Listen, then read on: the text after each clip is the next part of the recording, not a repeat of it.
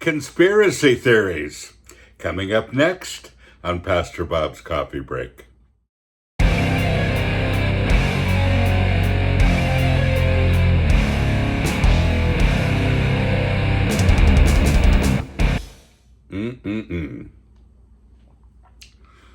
It's our very own Headbangers Brew.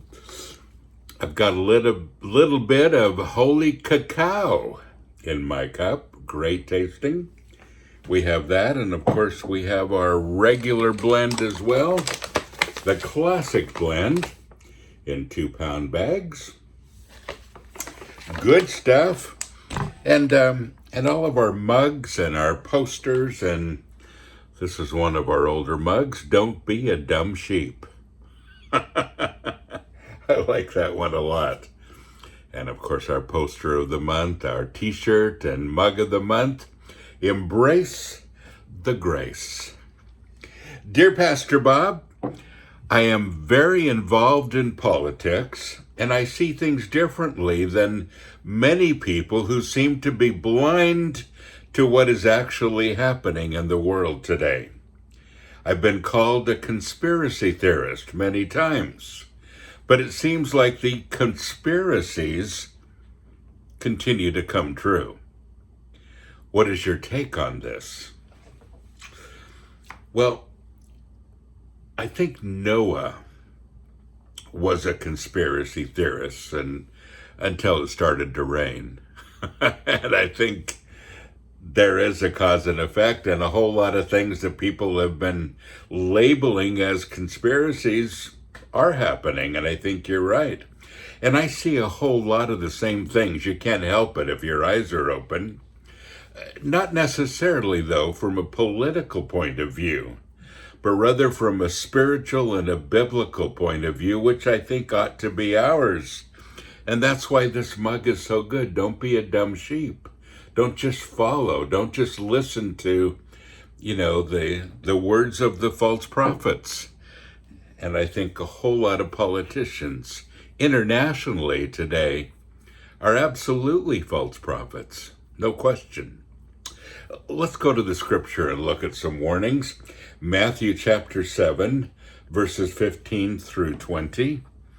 And it says, beware of the false prophets, the teachers, who come to you dressed as sheep, appearing gentle and innocent, but inwardly they are ferocious wolves.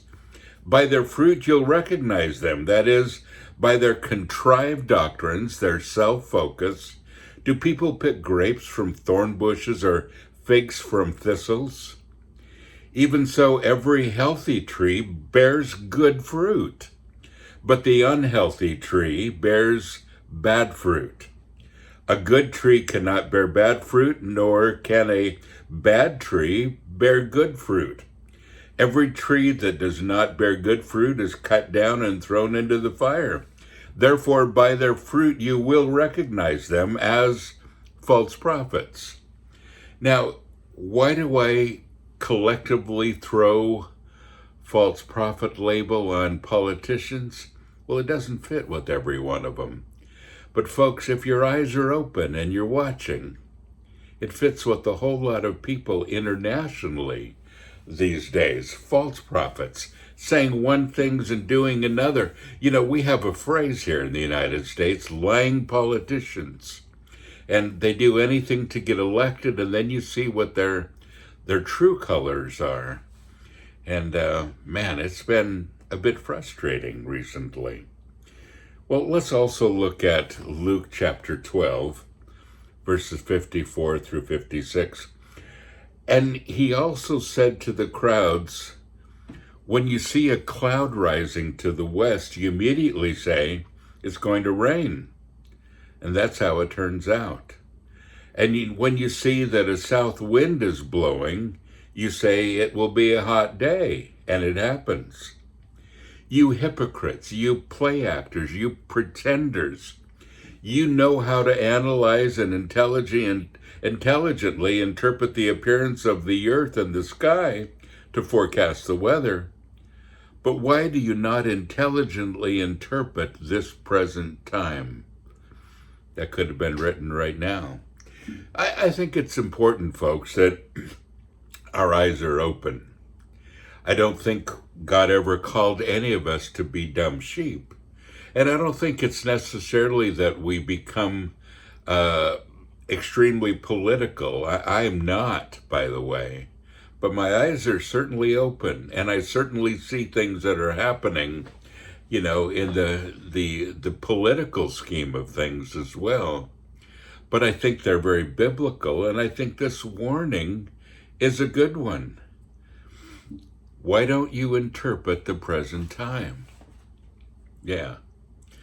And so, as we go through these times, as we hear this word that's really thrown out to anyone who disagrees with you, you're a conspiracy theorist, and it means that people disagree with you, mostly. And I think these days we have all kinds of people seeing all kinds of things, but our quest, folks, as Christians, is to get to the truth, not opinion, but truth, based on fact, based on what we see with our eyes wide open. Yeah. And these buzzwords that we're throwing out to silence the people that we don't agree with, like conspiracy theorists, or people that are, we have all kinds of words, all kinds of things that we label people with. Prejudice is another one. We say people are prejudiced when half the things that people are being called prejudiced with have nothing to do with prejudicism. No. And I think we were a whole lot less prejudiced than when we started using this word all the time. Yeah.